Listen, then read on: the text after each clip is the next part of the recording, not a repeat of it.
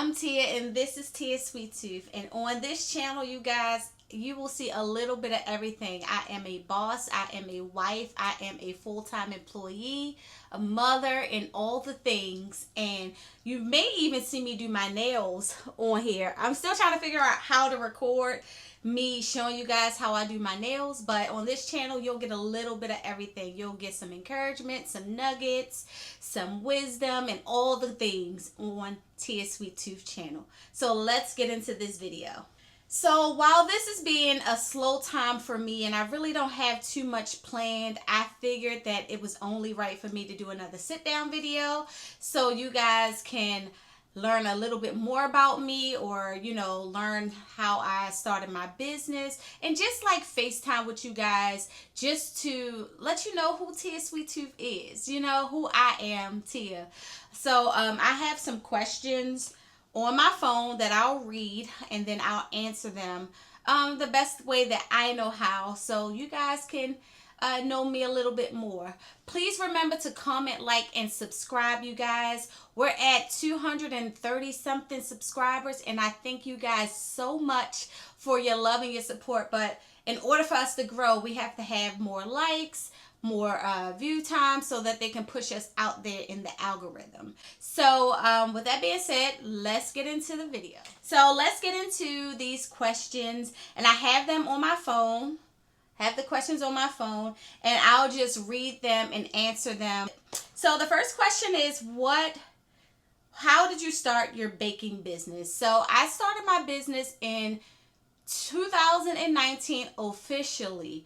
I've always loved baking. I went to high school for baking, went to college for baking, and back in, I would say, 2007, I had a business partner who I would decorate cakes with out of her house. And she was like a mother to me.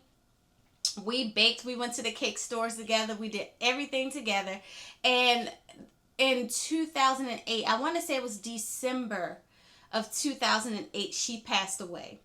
And when she passed away, it rocked my world because I did everything with her. Like, she was like a mother to me, and she taught me things about decorating and things like that. So when she passed away, I said I would never bake again. I would never do it. And so many people would say that they're praying for me. So many people was like, you're going to do it again. And I said, I will not bake again. I will not make a cake for nobody else. But in 2019, one of the youth pastors at my church was raising money for the youth to go to the Dominican Republic to do a mission trip. And he planned out this gala, and they were trying to raise money from the gala to have the kids go to the DR to do this mission. And with all his planning and things like that, randomly, I don't even know why, but randomly I said, do you have any dessert for this gala? And he was like, no, I don't. And I was like, oh, I'll do it. That's so crazy. Like, I'll do it. I just randomly said it, like, I'll do it. So I ended up doing it, and it was so good, like baking these cupcakes. And the host who was at the gala was like, I want to give a shout out to the baker who baked all of these delicious cupcakes. And she was like, baker, stand up. So I stood up, and she was like, what's your business name? Let them know what your name is. And I was like, Tia Sweet Tooth. And because I didn't even think about it. When I was in high school, I decided to name my bakery Tia Sweet Tooth because that's my first name. But on the spot, I was like, Tia Sweet Tooth. And everybody know me by Tia, so I thought it was only right to name it Tia Sweet Tooth. And from that point on, in 2019, I got my what is it called? I went on the Maryland Business Express page, and I got my sole proprietorship and all of those things. So that's how Tia Sweet Tooth started, me randomly wanting to help. And I've been baking consistently ever since, and I love it. So that's how I got started. Um, the next question is, what's your best selling treat and why? So by me being a custom cake company, that side is always different. The custom cake portion, like Sunday, I have a custom cake order for a jumbo cupcake. So I don't sell too many of those, but you get the drift. Like being a custom cake artist, you do different things all the time. But then I have a sweet treat side of me, which I sell normally at my pop-up shops. I sell cake jars, mini loaf cakes, and cupcakes. So right now, my top selling item would be my strawberry shortcake crunch cupcakes and cake jars. Like my customers love them, and that's my top selling item. The next question is, what's the most memorable order you ever had? What's the most memorable order I ever had? So I'll do two. And I'll say memorable because to me it was the hardest. I was terrified. The most memorable cake I've had is when I had to make a pool table cake for my father-in-law. Never did nothing like that in my life. I had to use fondant, which I am so terrified with using fondant. I love buttercream, but I'm getting better with fondant now. But yeah, that was challenging and memorable at the same time. And if I know how to show a picture of how that cake looked, I'll be sure to pop it up so you guys can see it. But that was my most memorable cake. Another memorable cake I would say is just this Mother's Day, I received my first corporate order for 100 cake jars, and I was so happy that like I had a corporate event order. So that would be another memorable thing, because that lets me know that, hey, I can expand my customer base with it not being just like families and friends, but also corporate. So that's memorable to me. The next question is, what's the hardest part of being a home baker? So, for one, the space. I am in a new home, and I didn't think that my business would grow as fast as it has, and all the things that I need to buy for all the custom work that I do. So my house is getting a little crowded, which means the challenge is space. I need space. And speaking of space, I had my eye on this building for I think like 3 years now. It will be 3 years in September. I went to the bank, opened up a bank account, a business bank account, and I told the representative, I was like, look at that building across the street. It could never be a bakery. And then a week later, I saw a bakery sign on it. Now, the building has been vacant for 3 years, although that sign has been on the building. And I finally reached out this week to the broker who manages the building, and he finally responded. I mailed a letter to the owners and everything, y'all. The owners live in Florida, so I mailed them a letter. I finally reached out to the broker. The broker asked me what type of business do I have, and I told him a bakery, and he said that's this space is too expensive for a bakery. And I was like, well, just tell me how much it costs. I just want to know. And he said, y'all, $12,000 a month plus an extra $1,400 a month for taxes. So that was a hard pill to swallow, but it has me thinking, like, where should Tia Sweet Tooth be? I'll be starting out, so I probably don't need something really big, but I want to have a space where my customers can dine in. They can eat their sweet treat there. So right now, my challenge being at home is space, Another challenge for being at home is visibility. A lot of people don't know who I am, but if I had a brick and mortar outside and cars drive by or people walk by, they'll be like, oh, what's that? So visibility is another challenge that I am going through right now. So I don't know how the girls do it on their social media where they're getting all of these cakes every week. I don't know how they're doing it because I'm posting the post. But I gotta understand that I'm new to this. They've been on here for a long time, but I digress. Those are my challenges. The next question is, what motivates you when things are slow?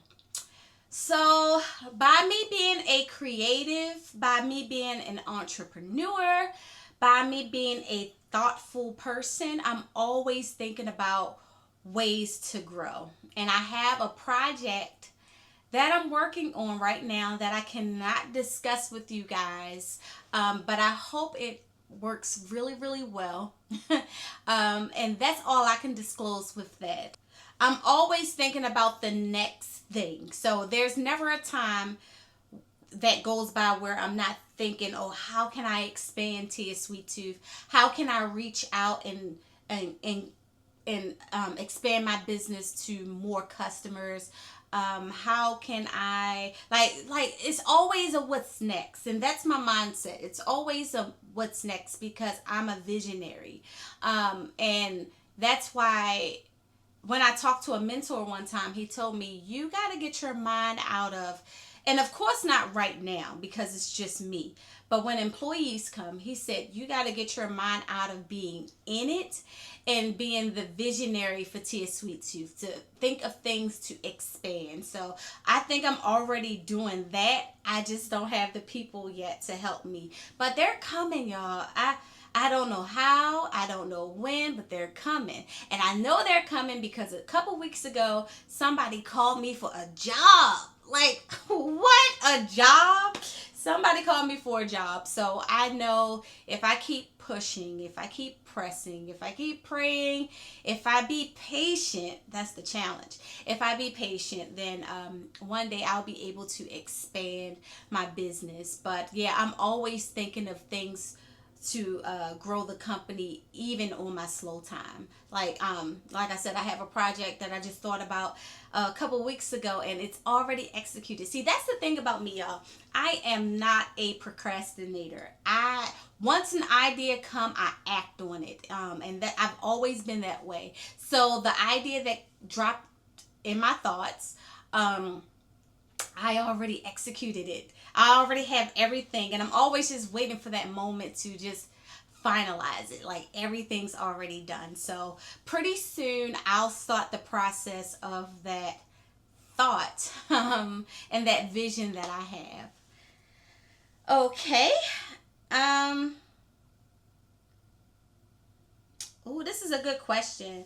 The next question is, what does success look like to you right now? Okay, so right now, success looks like having my storefront, having employees, and having a lot of customers come in and enjoy their baked goods. Success also look like me being able to leave my full-time job. That's what it looks like. But right now, I guess success at this moment right now, success would look like me having consistent orders all the time. I think that would be success for me. Like growing my business, even like with my books. I have 2 books, and speaking of the books, where are they? This was my first book, Tia Sweet Tooth Making Sweet Memories. I did create the cake on the cover. This is almost at its 1-year anniversary. And then the second book, Cookies at Grandma's House, was published last month. So success for me would be to have these go to bestsellers, of course, on the book side. But on the baking side, success would be having consistent orders, and moving closer to my dream, which is to have that storefront bakery. Ooh, what's the biggest challenge you've faced so far as an entrepreneur? The biggest challenge with any entrepreneur, and I'm gonna let you guys know, being an entrepreneur is not for the weak. It is not. Sometimes I'm sad because I think I do a good job, but the results don't show that way. Meaning, I don't have a lot of customer flow, a lot of cake orders. Even with social media, I don't have a lot of engagement. So, entrepreneurship is not for the weak. That's a challenge. But it also prepares you and strengthens you, because no matter what it looks like on the other side, just keep pushing, just keep doing it. Even if I'm just talking to myself on this camera, you just got to keep doing it. And i'm becoming I'm coming to the place where, if I don't believe it, how can I have anybody else believe it? So even if it's me just talking to my camera, just preaching to myself, that's good enough for me. But those challenges as an entrepreneur, there's a vast amount of them. Resources, financial resources, support. And to be honest, you guys, sometimes you won't even have support from your own family. And I think that's the biggest thing for me. Wanting that support system, that's a big challenge. Because being an entrepreneur can be lonely. It can be lonely, and a lot of people don't understand what it takes to be an entrepreneur. It's a major sacrifice, and I just overcame a challenge of, people may not say I don't want to do anything, but when Tia Sweet Tooth blow up, I'll be happy, because it's like, while you guys were over there doing that, I was building mine, and now I can go and have liberty and do what I want to do, But being an entrepreneur is lonely. I'm not even gonna lie to you. It's lonely. It's sad. It's depressing at times. But the reward, I truly believe the reward on the other side is greater than what you're feeling right now. Okay, how do you balance personal life with business? So, I think everything works out the way it's supposed to be, because like I said in the intro of this video, I do my own nails. So on a day of the week where I'm like slow, I'll do my nails. I'll soak in the tub and drink some wine. I'll watch my girls on YouTube. Spend time with my family. My husband and my son likes to bowl, and sometimes I'll go with them and watch them bowl. When my son has tournaments, and sometimes those tournaments can be like 3 days in a row, sometimes I'll maneuver my cake orders so that I can drop them off before my son's tournament. So I think I'm a good person of balancing my time. I have great time management skills. It just works out that way where I can balance my life and my business. Now, sometimes it gets a little hectic, and I don't think you could ever be well-rounded, because if you're in this section of your life being an entrepreneur, you will lack as a wife or as a mother, and so it's just a cycle. And then when you're slow in your business, then that's when you're gonna give your 100%. But truly, you can't give your 100% to everything all at the same time. So sometimes it's a circle, it's a cycle. And right now, I'm in that time of spending more time with my family. Like, I think tomorrow we're going to go get crabs, because I have a hankering for some crabs. But yeah, it's a cycle, and you just learn how to navigate through the cycle of life, the season of life where you are right now. Okay, the next question is, where do you see yourself in 5 years? In 5 years, prayerfully, I see it, but I see myself being a influencer to others. I see myself having a storefront. Um, I see myself allowing people to work for me and me helping the next person. One of my old supervisors told me, you gotta pay it forward. So that always stay with me, to pay it forward, to help the next person, because in our community it's kind of hard. It's not kind of, it is hard finding it on your own. There's not too many people that will like give you the tips and tricks and help you along the way. So I think once I know, and I've always been this person, once I get the information, I want to share with other people so that they don't have to struggle like I did. So in 5 years, I see myself as having Tia's Sweet Tooth. I see myself as, you know what? I can see my customers sometimes. That's how clear I can see it. Like sometimes I can see my customers. So yeah, I do see a brick and mortar in 5 years. I do see my employees, and I pray for my employees right now. I don't know who they are. They don't know me, but I pray for them right now because I want my business to thrive and succeed. And I got to pray for the type of people that I want to help run my business. And I want my business to run with me not even being there. So I want experts in Tia Sweet Tooth. So yeah, that's where I see myself in 5 years. If you could talk to your younger self, what would you say? mm. I would say, Tia, don't give up, because your future self will thank you for it. And if I sometimes I think if I never would have stopped, would I already have my brick and mortar right now? But I can't dwell on that. But I would tell her, girl, just keep pushing. You got it. You built for this. You know, struggles make you stronger. It helps you grow. You got this. That's what I would tell my younger self. Don't give up. Don't quit. Me and my son, that's our motto. We never give up.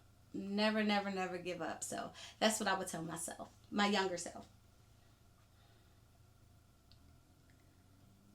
Okay. How do you want people to feel when they experience Tia Sweet Tooth? And this is the last question. When people experience Tia Sweet Tooth, I want them to feel loved. My motto is making sweet memories. So I want whatever I do to be memorable. I want them to tie my creation to a memory and hold on to that memory.